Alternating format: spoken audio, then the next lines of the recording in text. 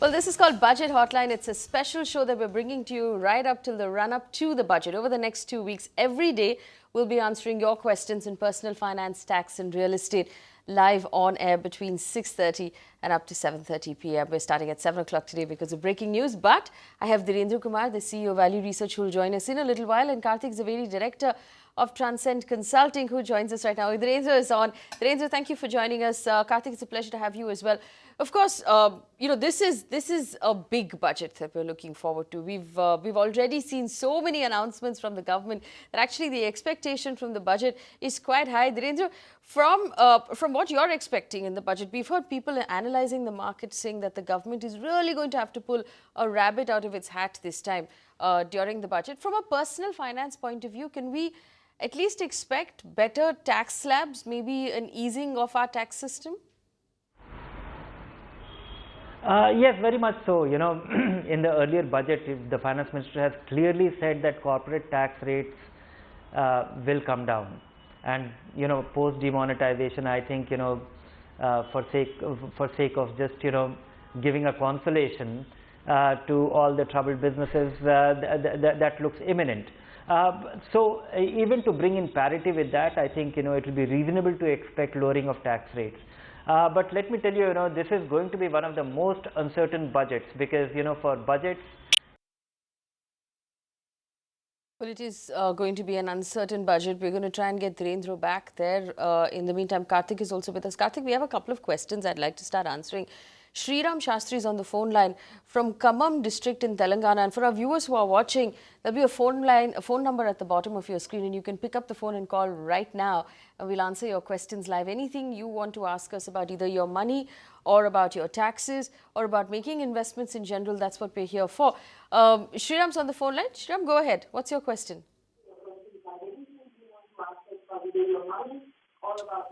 Sriram, mute your television in the background and tell us your question. Hello? Yes, we can hear you. Go ahead.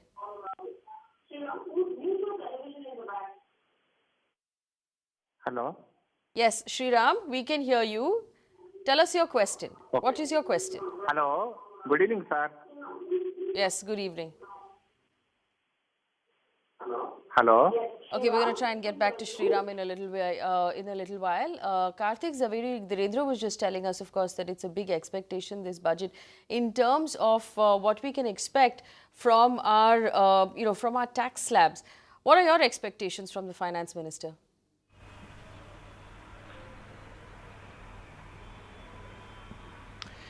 Frankly, I do not think that the tax slabs will change dramatically, because think about it this way: the direct tax collection, which all individuals and corporates pay, is close to about 9 lakh crores.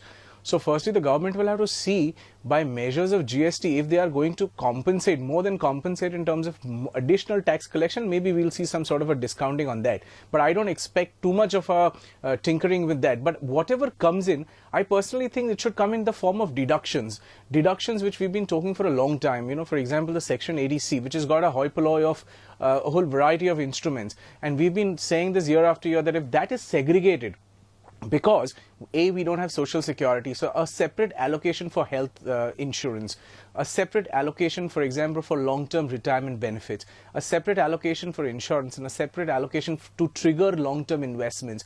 Now, if this ATC gets distributed into these 4 beautiful sections and gets expanded, that would be a great move from the government side.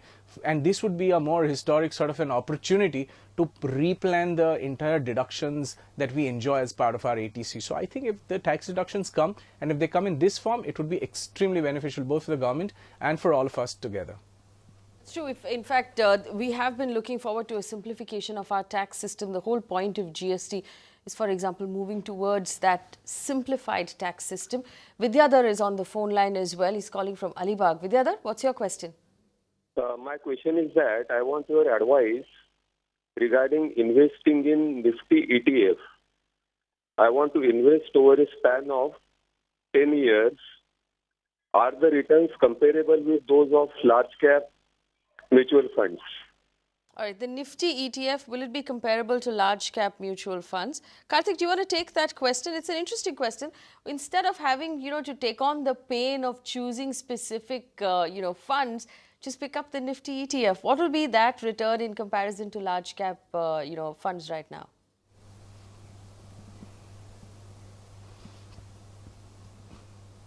The answer could be either ways with the other. What happens with an ETF is it is exactly mapping the index. You might see a situation where we are, for example, somewhere around 9,000 in the Nifty, and 5 years later, we have gone to about 13, 14, 15,000 once and come back to about 8, 9,000.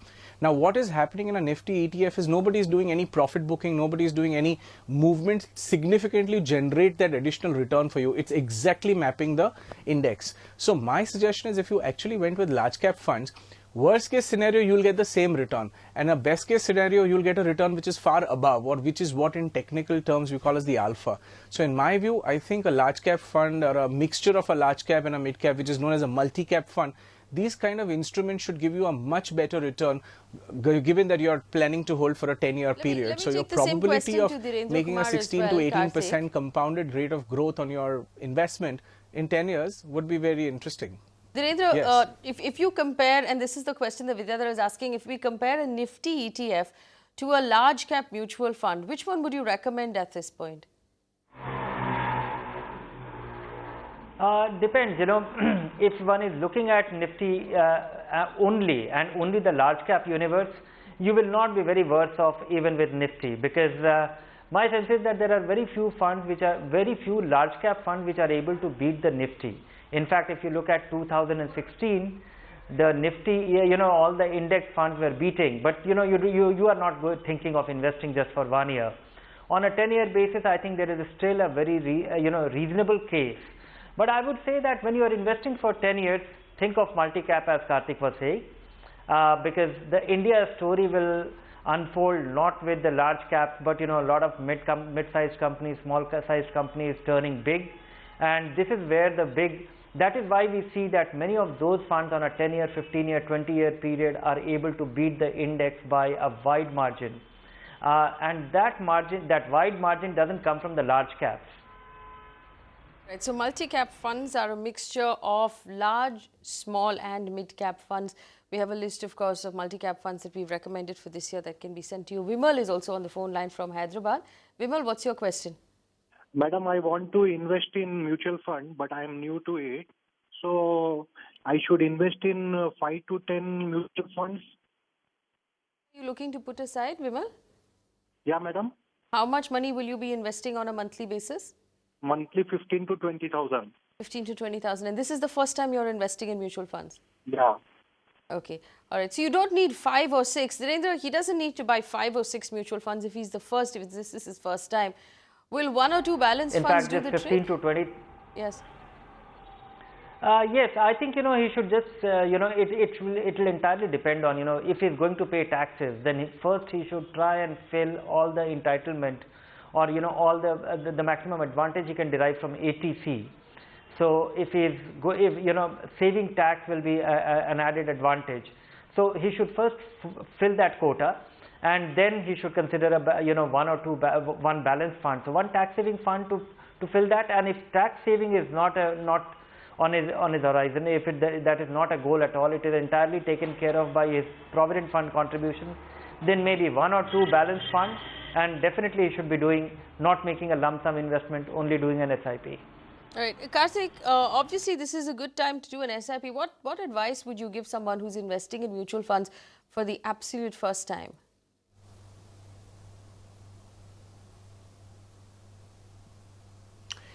For the absolute first timer, my suggestion to such persons is that, try and go to 2 or maximum 4 different companies or fund houses, as we call them. What happens is you're diversifying your risk in terms of the management risk of your mutual fund. So therefore, if you chose 1 or 2, depending on the quantum of money you're investing, if you chose 1 or 2 diversified or a multi-cap kind of a fund, and 1 or 2 mid-cap kind of funds, because I always believe that mid-caps are the smaller companies which are growing faster, and this will give a fillip to the portfolio, and this is where you will also in years to come see the benefit of real wealth creation. So your large cap and multi multi-cap kind of funds will give you returns in consumer rate in line with the index, 14, 15, 17%. But these have the chances and the potential to go even further. And then when you get a little used to it, when you get experienced, then diversify your investment further into certain sector specifics also, but restricting your overall sort of exposure to the various sectors to about 20%. So even if in a long term you did 40%, 40% and 20%, that should be a great strategy. 40 to large caps, 40 to mid caps and 20% to sectoral funds. Well, I'm sure Dhirendra would disagree. I know that Dhirendra disagrees on the point on sectoral funds, but let's also take another question. Rajesh Gupta has written in from Himachal Pradesh. He says he's a government employee and he has the facility of the General Pension Fund. He says, should he be using the NPS along with the GPF to get the additional benefit of the new rebates offered by the government? Well, they're not new anymore. They were offered about a year ago. Dhirendra Kumar, for those of us, and I know that one of the stands is that if you have the employee provident fund, that there's no need to take the public provident fund. But would you recommend the NPS? In a way, it is a little better, but you know, the NPS, the way it comes with kind of the kind of constraints, like I'm expecting that this budget actually brings in parity with the kind of tax concession available with EPF. That's one. But I would say that if somebody is going to invest for the long run, if you are going to, because the additional 80C advantage, tax break which comes exclusively for NPS, we did this calculation last year that if somebody was investing 50,000 rupees in an equity fund, and as compared to 50,000 rupees in 35,000 rupees in equity fund as compared to 50,000 rupees in NPS, you have three disadvantages. One is that the maximum allocation to equity that can happen in NPS is only 50%. Your money, a substantial part of your accumulation on retirement has to be necessarily converted into annuity. And third is that the income that you will derive from NPS post retirement at 60 will be taxable. So given these three constraints, I think if you are investing just 35,000 rupees, which means you forego the tax break, the 80C special break that you get on investment in NPS, that will accumulate into a much larger sum because it will be fully invested in equity. It will not be, and you will not be constrained by any of the things that NPS has. So because an equity fund, all your returns will be tax free after 3 years, or maybe a normal equity fund held for over 1 year will be entirely tax free. So you have greater flexibility, superior return if you are just disciplined about it. Greater flexibility and superior return, which you will not get from the NPS. Nishant is on the phone line from Hyderabad. Nishant, what's your question? Yeah, basically my question is linked with the portfolio, which I am planning to invest in future. And currently my portfolio is purely on debt. Currently I have an EPF of more than 10 lakhs, as well as PPF of 10.5 lakhs. And currently also I'm holding a liquid assets of 16 lakhs. So I just wanted to take an advice. Where exactly I can go ahead with the investment. I'm 33 years old right now. So you're very young, and there's no need for you to be so heavily invested right now, Nishant, in debt, especially given the fact that we're going to see a lowering interest rate regime. And if the interest rates come down, then all of your debt deposits and your various PF, PPF, the rate is going to come down on all of that. So it's time for you to consider looking outside of debt. Karthik, I'll come to you with this one. Obviously, it's time for Nishant to be looking outside of debt.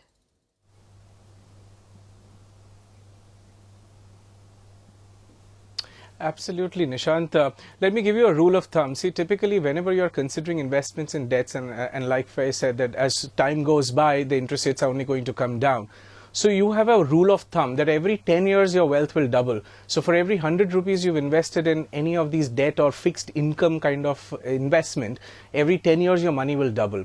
Vis-a-vis that, even if we sort of considered the absolute basic large cap diversified category of funds, that would multiply 4 times. Now you do the mathematics, and then 10 years twice versus 10 years 4 times. So every 5 years your money in equity mutual funds is doubling, versus it's becoming 1.5 times into a fixed investment. So now vis-a-vis that, how much wealth will you create? So now you may feel very comfortable and very safe about doing this. But by the time you reach your 50s and 55 and you start looking back and see the amount of money that you've accumulated and the expenditure that you will need to do post-retirement and in all those senior citizen years of your life, then you'll realize that, you better have some allocation of equity. So I think it would be a great risk at the moment to not put anything into real estate and in the stock market, because these are places which will create a substantially larger composition of wealth for you and which you will need in years to come.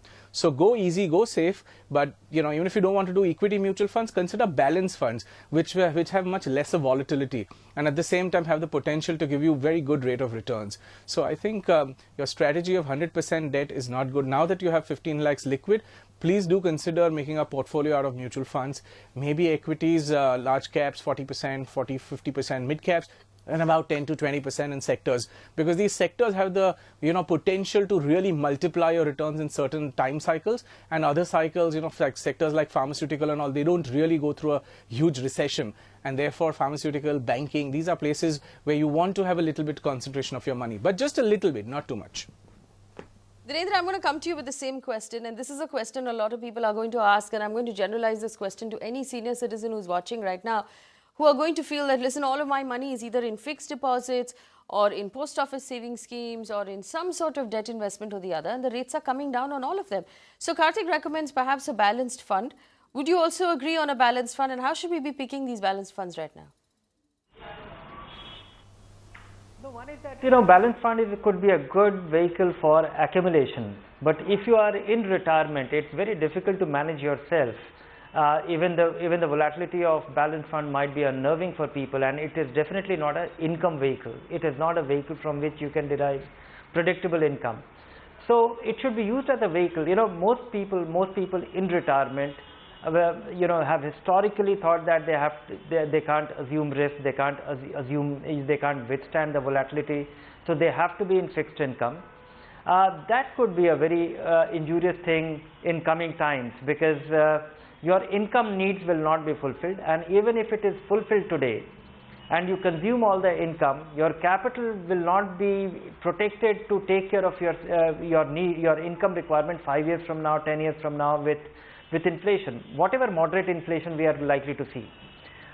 So you have to really, this is the only time perhaps when there should be an urgency to plan your finances in a manner that a part of the money which is not required for generating income today should be finding its way into conservative, steady vehicle, growth vehicles like balanced fund, which should be able to replenish or supplement your capital over time.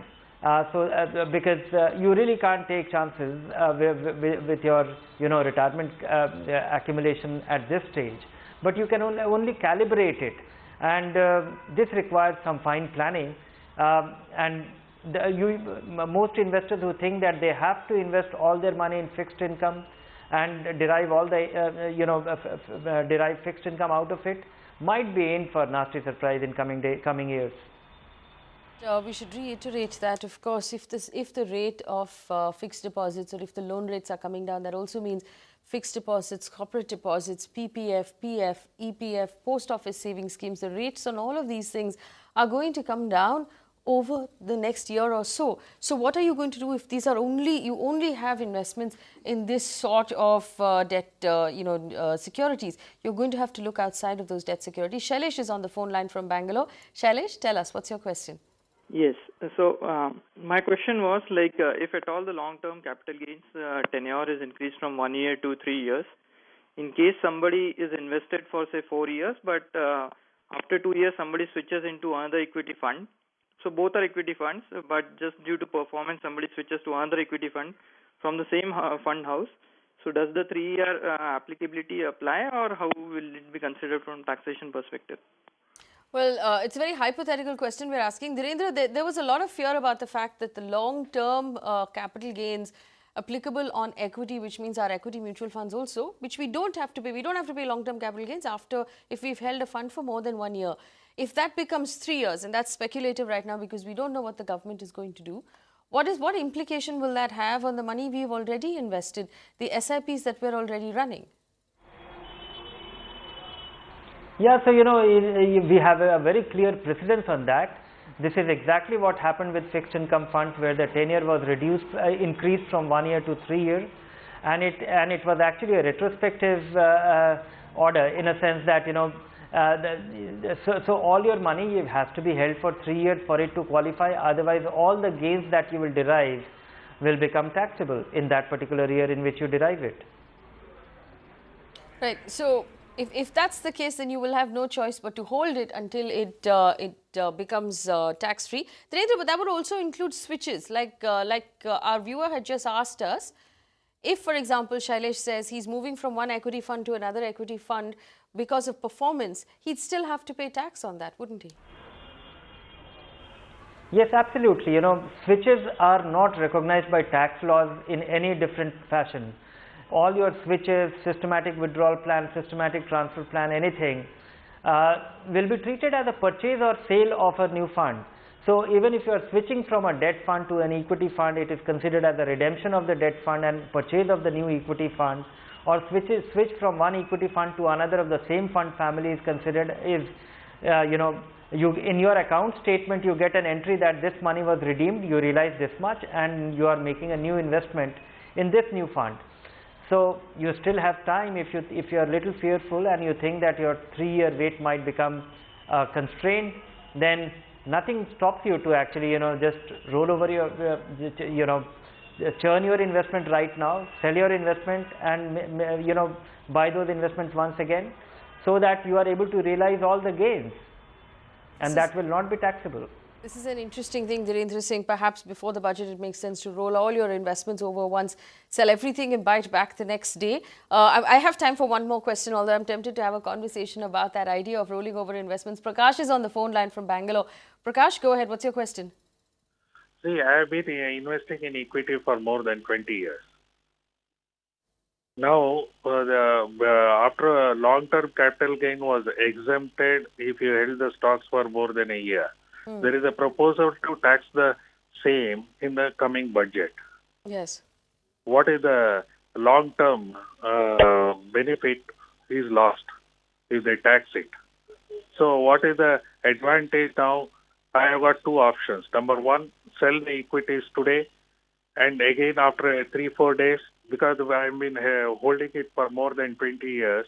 So sell it and again claim a long-term capital gain tax, and again after a week buy again. Yes. Is this the best option?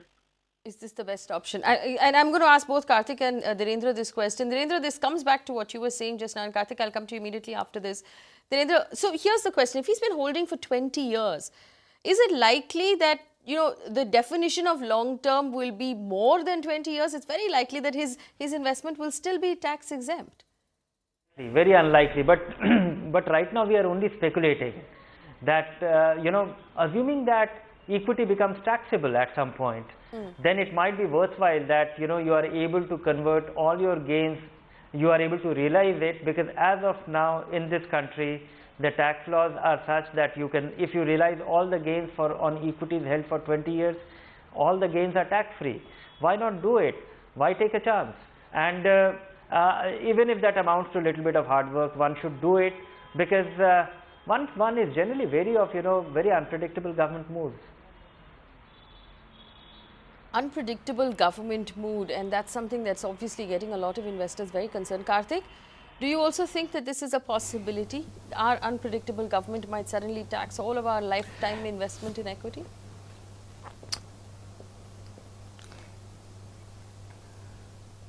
I don't really think so, because if they did that, then, you know, a lot of people would not invest in equities, a lot of foreign institutions won't come in, a lot of people will lose interest in equities. But having said that, the first and the most important thing about any investment is the merit of their investment and not taxation. So even if you are going to be taxed a little bit, but if your investment has the potential to generate the best return possible, then I would still go ahead and invest into that. Now, whatever happens in terms of the budget, or whatever happens in terms of an announcement of a rule, most likely it will not be with immediate effect.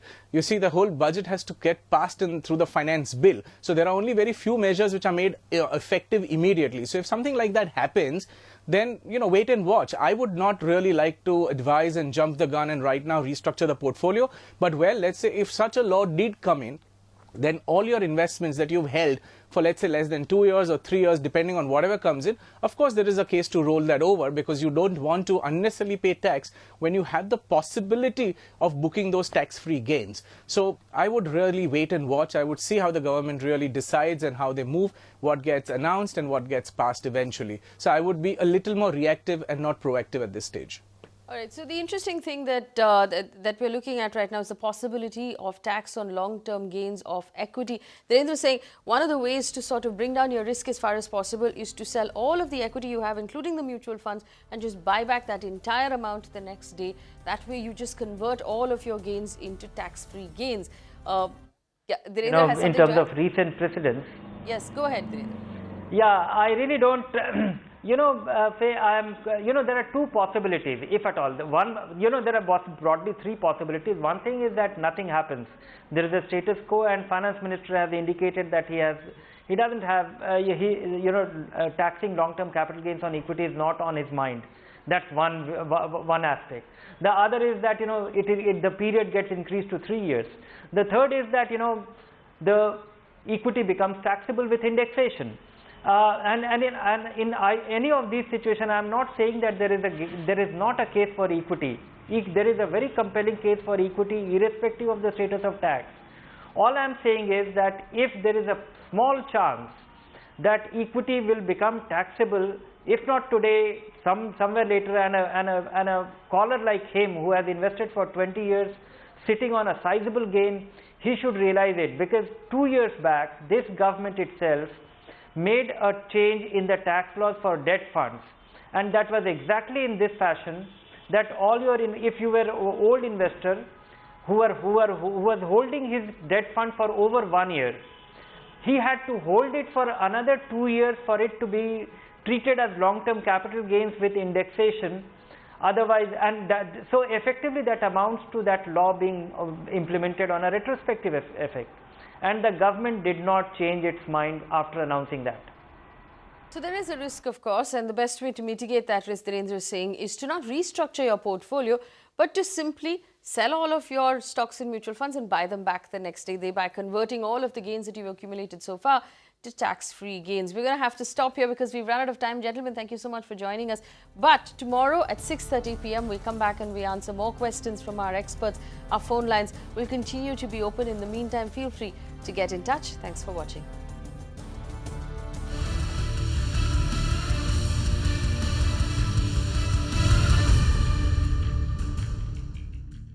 Find us on Facebook at facebook.com/ETNow and don't forget to click the like button. You can also follow us on Twitter at ETNowLive. To stay updated with all our programming, hit the subscribe button on our YouTube channel by logging on to youtube.com/user/ETNow.